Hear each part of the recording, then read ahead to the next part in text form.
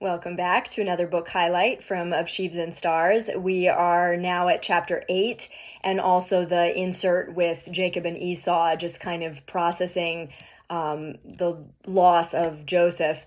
And Jacob and Joseph here are both kind of in the same place, which is why, emotionally, which is why I put these two chapters together. They're both trying to make sense of what happened while grappling with pain that won't stop and won't go away. And this is a place that a lot of us have or will find ourselves in, which is why these kind of things, these discussions really help us. And there's something very profound that I want to talk about today. So Jacob, of course, is grappling with how Joseph could have gotten killed. And, he's trying to sort through what doesn't make sense to him because it hurts too much to accept.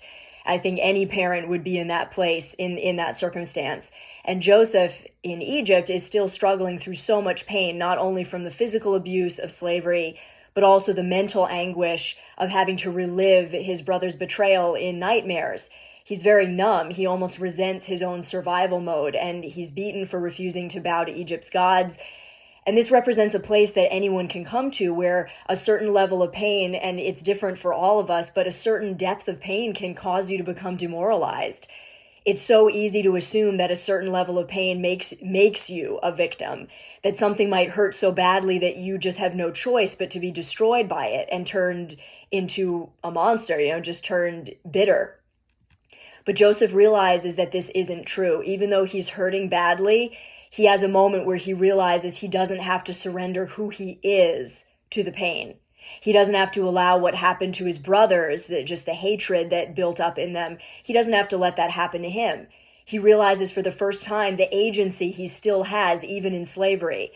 In the midst of his pain, Joseph experiences his first realization that he can decide how to respond to what's happening to him rather than being dragged under by it. That he doesn't want to give in to the kind of hatred that consumed his brothers.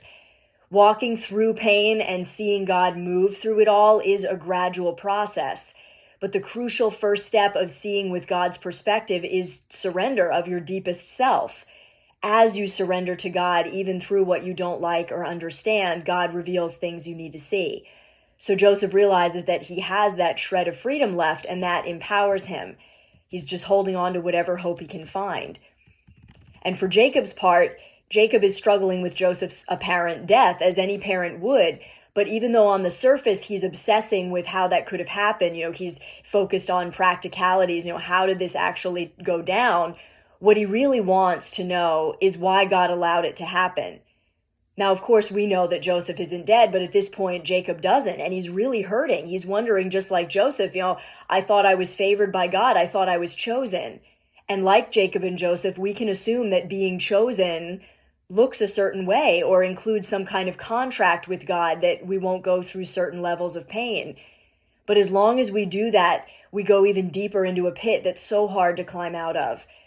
But Jacob is slowly learning the necessity of moving forward with God in his grief, even if he can't rationalize or make peace with what happened. Sometimes we hold our peace hostage to a certain level of understanding, rather than accepting that something is just beyond our comprehension right now at this stage. And even if we got an answer of why, it wouldn't really satisfy us. It's a natural knee-jerk reaction to deep pain, to try to figure out why it happened so we can fix it or be busy enough to mend that hole in our hearts. But it often leads us into bitterness when God won't answer us the way we want. God understands the stages of grief. He's not expecting us to be unfeeling or toss it aside and not be affected. But there comes a time when we need to be willing to move forward, even if we don't know how. Just start with willingness. Trust him and take one step forward, knowing that it's just going to hurt for a while. Release the mystery and trust that God has a measure of healing for you up ahead, even if you can't see it, and even if you aren't sure if you want it right now.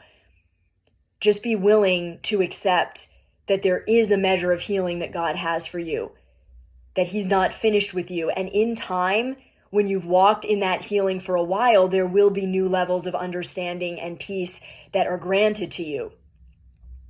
In the meantime, you have the freedom to choose how to respond and move forward, keeping your identity. How do you do this? What helps us do this? Remembering God's worthiness, his kindness to us in the past, keeping his word and our history with him close. If you can't see God's mercy to you in the present, remember what he's done for you and spoken over you before, both biblically and personally, and take heart from the fact that he doesn't lie or change his mind. Joseph does this in chapter 8 when he's about to be whipped. He rationalizes, well, why not just acknowledge the Egyptian gods like they want and save myself some pain? I've been through enough. But then he remembers what it was like to hear God say his name and heal him in his darkest moment. That perspective is what enables him to avoid compromise.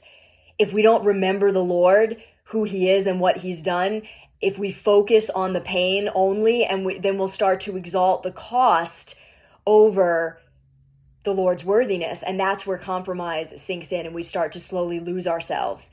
But remembering the Lord himself, your personal and powerful God, that's what reminds us that the pain we're going through is momentary, even if it feels endless. It's momentary compared to his faithfulness. It's like in the chapter where Joseph remembers what his father said about our perception of God's work being gradual. Like a seed planted in darkness, we have to be willing to trust the process of growth. Even if the silence feels like death, don't be afraid of it. Because God is not finished with you. He will bring you out into a broad place because he delights in you. So stay in that delight. Even if you are hurting, don't be afraid to hurt for a little while. God will not leave you. He will be there with you in that place to comfort you, and he will bring you through it. All you have to do is believe. You don't have to feel better right away, but as you're grieving, be willing to believe that there's a horizon up ahead in him and walk it out with him. Be encouraged, and I'll see you next time.